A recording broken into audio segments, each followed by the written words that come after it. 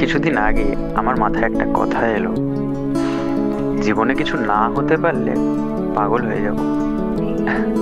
না না, সেভাবে বলতে চাইনি। আমি বলতে চেয়েছি জীবনে কিছু না হতে পারলে তাহলে পাগল হয়ে যাব। মানে পাগল হওয়াটা আমার কোনো ভয় নয়, পাগল হওয়াটা আমার চয়েস।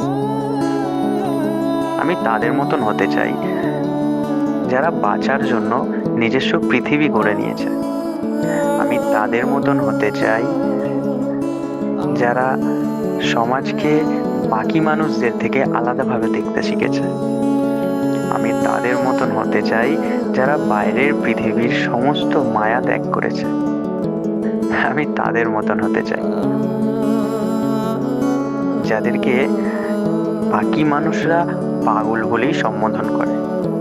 অবশ্য তাতে আমার কোনো আপত্তি নেই, যদি আমি নিজস্ব পৃথিবীতে সুখী থাকতে পারি, যদি আমি সমাজকে বাকি মানুষদের থেকে আলাদাভাবে দেখতে পারি, নিজের মতন থাকতে পারি।